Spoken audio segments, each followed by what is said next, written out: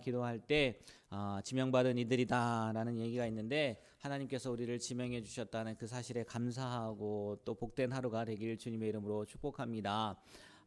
계속해서 우리 에스라 말씀을 보고 있고, 또 지난 시간까지는 스룹바벨 성전이죠. 솔로몬 성전이 파괴되고 또 바벨론 포로로 가서 기한을 하고 성전을 다시 짓게 되지 않습니까? 스룹바벨과 예수아가 와서 다시 짓기 시작을 하지만 고발로 인해서 멈춰져 있다가 15년 만에 다시 짓게 되어서 완공되었던 그 모습들이 앞에 이 내용들이고, 또 이제 어제부터는 이제 에스라가 2차 귀환자죠. 2차 귀환. 1차 귀환은 스룹바벨과 예수아 뭐 이런 사람들이었다면 2차 귀환은 에스라를 필두로 해서 이렇게 돌아오게 되거든요. 그래서 어제 아닥사스다 왕이 조선을 내려서 에스라 보고 가서 필요한 것들도 다 챙기고 할 것들 다 하고, 그렇게 그런 내용들이 어제까지 이렇게 이어진 말씀이었잖아요. 이 에스라가 귀환하기까지의 시간이 어느 정도 있었던 것 같아요. 1차 귀환하고 나서 1차 귀환 때 한번 생각을 해보세요.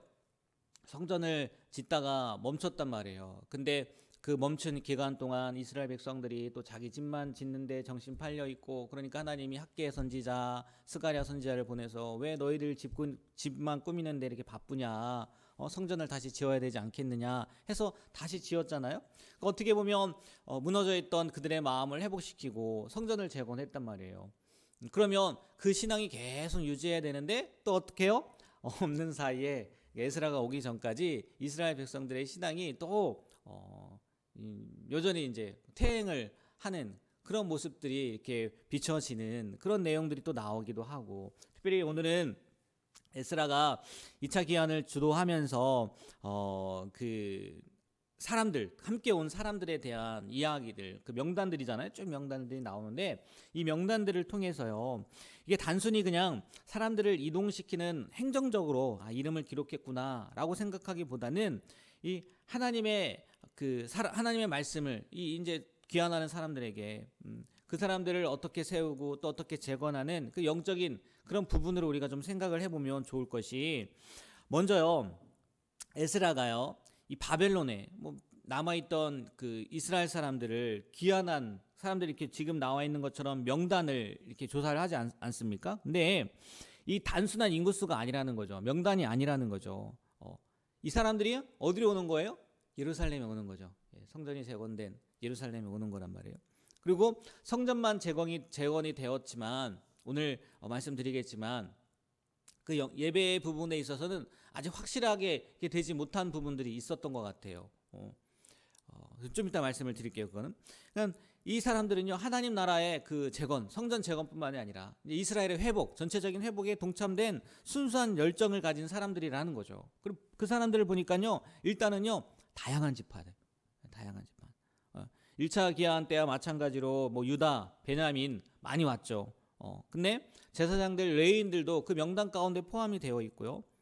잘 생각해 보세요. 이 사람들이요, 귀환한단 말이에요. 그럼 뭘 포기하는 거냐면 페르시아의 그죠? 바사, 메데 바사 제국, 바벨론에 이어서 메데 페르시아까지 이어진 거 아니겠습니까? 그 삶을 뭐 하는 거예요? 포기하고 돌아오는 거예요. 1, 2년 거기 정착한 게 아니잖아요. 잠깐 가 있었던 게 아니란 말이에요. 거기서 계속 살았던 사람들인데 그걸 포기하고 고국으로 돌아가는 그 영적인 모험이라고 해야 되나요? 그걸 결정한 사람들의 명단이잖아요. 그리고요, 보면 이 사람들은요, 억지로 끌려오기보다는 바벨론은 억지로 끌려간 거잖아요. 물론 그 후세이긴 하겠지만 이 예루살렘에 돌아오는 거는요, 억지로 끌고 온 게 아니란 말이에요. 지나가는 사람 붙잡고 데려온 게 아니란 말이에요. 겉면의 말에 뭐 한 겁니까? 그들이 자발적으로 헌신한 거 아니겠습니까? 그러니까 이 사람들이 돌아오는 그런 내용이란 말이에요. 그러니까 쉬운 내용은 아니에요. 그냥 명단 있네, 이 사람들이 왔네. 근데요, 참 희한한 게요, 에스라가요, 이 아하간과 얘기 나오지 않습니까? 거기서 명단을 확인하는 중에 큰 문제가 발생한 거예요. 무슨 문제가 발생했는지 아세요? 레위지파 사람이 없었다는 거예요. 15절 말씀 한번 볼까요? 15절 말씀 다 같이 한번 읽어보도록 하겠습니다. 내가 무리를 거기서 3일 동안 장막에 머물며 백성과 제사장들을 살핀즉 그 중에 레위 자손이 한 사람도 없는지라. 세상에, 어떡해요? 여러분, 레위 자손이 무슨 일을 감당합니까? 성전 봉사를 감당하는 지파예요. 근데 숫자를 세번 그 명단들을 이렇게 봤는데, 온 사람들을 갈 사람들을 살펴봤는데 레위 사람들이요, 성경이 어떻게 이렇게 기록했는지 모르겠어요. 한 사람도 없다는 거예요. 한 사람도. 여러분 생각해 보세요. 조금 전에도 말씀드렸던 것처럼 성전 봉사를 담당하는 핵심 지파인데 한 사람도 없다면 여러분 예배가 드려지겠습니까? 예배가 가능하겠어요? 이 모습만 보더라도요, 이 당시 이스라엘 공동체가 하나님의 일에 대해서 열정이 얼마나 식었는지를 보여주는 말씀이라는 거예요. 레위인들은요, 왜 이 프로귀한 성벽을 성전을 재건했을 뿐만이 아니라 이제 영적인 회복을 위해서 제2차 귀환을 하는데 왜 레위인들이 함께하지 않았을까? 우리 생각 같으면 벌써 함께하고 싶고 같이 가고 싶은 마음이 들었을 만도 한데 한 명도 없었을까? 이게요, 현실적인 문제였다는 거죠. 성전이 지어졌을지는 모르겠지만, 네? 성전을 과거 중단되었다가 다시 시작되었다는 것이, 제가 고민하면서 그런 생각을 해봤어요. 아마 그런 느낌이지 않을까. 똑같진 않지만 제가 여기서 이렇게 목회를 한단 말이에요. 우리 교회에서 목회를 하는데 갑자기 저보고 예전에 한번 말씀드렸던 것 같은데, 칠연교회 제가 처음 목회했던데 그런데 가라고 얘기를 하는 거예요. 여러분 쉽겠습니까? 제가? 쉽지 않을 거예요. 만약에 그 당시에 그때 청년의 때라면요, 혹시 모르겠어요. 근데 아내도 있죠. 아이들도 지금 커가고 있죠. 아무것도 없는 그곳에 가서 다시 목회하라고 한다고 하면은 쉽지 않을 것 같아요. 똑같진 않겠지만 레위인들의 입장에서도요, 지금 성전 봉사가 힘들 뿐만이 아니라, 지금 봉사했겠습니까? 이때까지 성전이 없었는데요. 이때 회당 예배 드렸잖아요. 바벨론에 무슨, 페르시아에 무슨 성전이 있어요. 성전 봉사 하지도 않았을 뿐더러 회당 예배만 했을 텐데 가서 힘들게 봉사해야 된단 말이에요. 힘든 것 둘째치고 경제적으로 어떻게 될지 어떻게 알아요? 과거야 이스라엘 백성들이 11조를 내고 첫 열매를 내고 그걸 가지고 성전 봉사하는 사람들이 생활을 했지만 이제 간지 얼마 되지 않았단 말이에요. 무슨 일이 일어날지 어떻게 알아요? 그러니까 아마 이 레위인들의 입장에서는 우리가 가도 뭐 할 일이 있을까? 아니 어떻게 버틸까? 그런 마음들이 있진 않았을까? 그래서요, 이 에스라도요, 강하게 이야기하지 않고요, 설득한 것 같아요. 설득.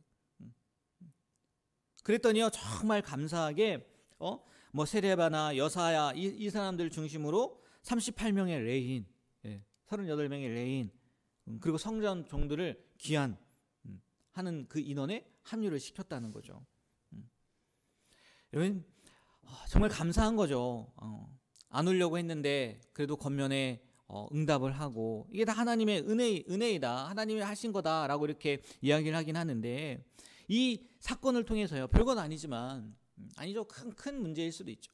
이 사건을 통해서요, 우리의 삶을요 한번 점검해보는 그런 귀한 시간이 되었으면 좋겠어요. 짧지만 이 내용을 가지고 우리가 생각해 볼 수 있는 게 뭐냐면 이거 아니겠습니까? 첫 번째는요, 우리 안에 이 레위인의 마음이 있진 않은지, 지금 이 당시의 레위인, 어떻게 보면요, 하나님을 섬기는 일, 그 레위인의 사명은요 특권이고요, 그렇지 않아요? 특권이에요. 그리고 하나님께서 그들에게 주신 사명이었단 말이에요. 삶의 목표였단 말이에요. 예배 봉사하는 거, 세상의 이익이 먼저가 아니라 하나님께 드리는 그 예배에 봉사하는 일, 하나님을 섬기는 일, 그게 특권이고 사명이었는데 시간이 지나면서 뭐 한 거예요? 잃어버린 거예요. 놓친 거예요. 왜? 뭐 완벽하다 할 수는 없겠지만 하나님을 섬기는 일이 힘들다는 거죠.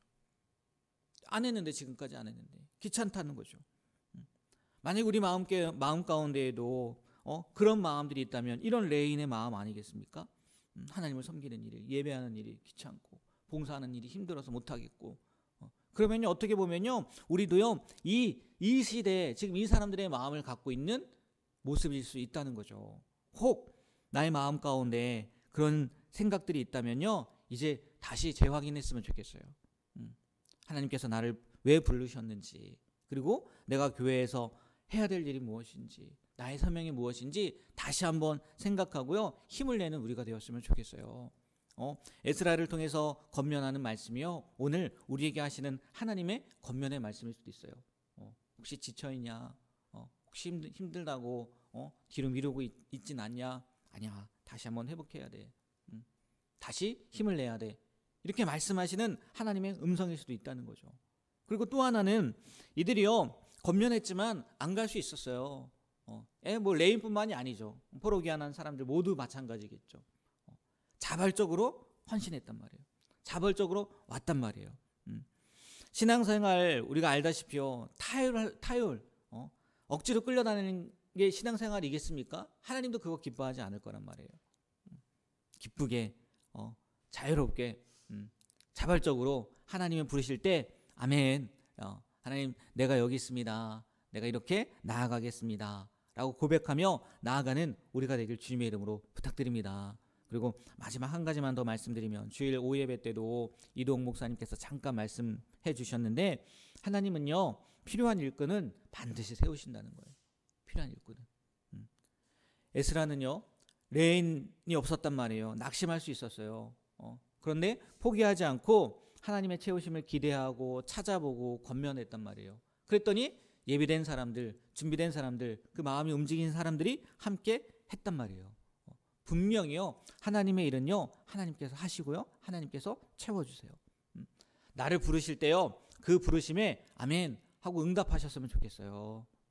만약에 그러지 않는다, 하나님께서요, 이동욱 목사님께서 말씀하신 것처럼 나 아닌 다른 사람 통해서 분명히 하신다는 거죠. 하나님의 일이라면 우리가요, 그 일에 빠지는 그런 불상사가 생기지 않았으면 좋겠어요.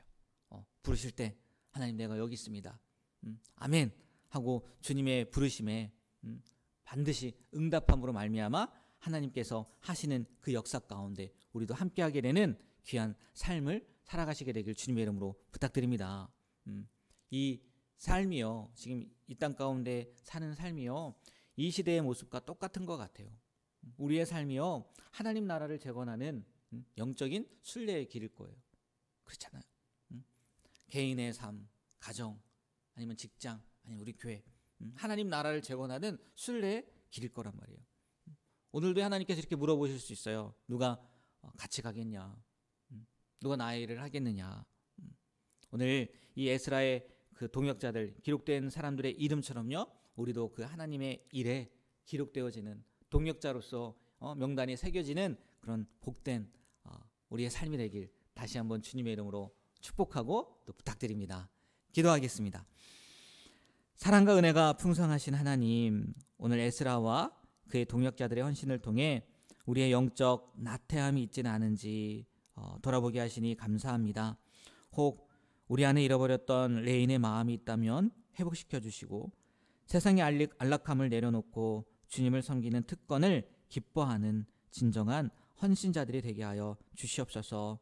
부족함 속에서도 반드시 주님께서는 채워주실 줄 믿습니다. 그 약속을 믿고 그 믿음을 가지고 오늘 하루도 기뻐함으로, 감사함으로 주님의 부르심에 응답하는 우리의 삶이 되게 하여 주시옵소서. 예수님의 이름으로 기도합니다. 아멘.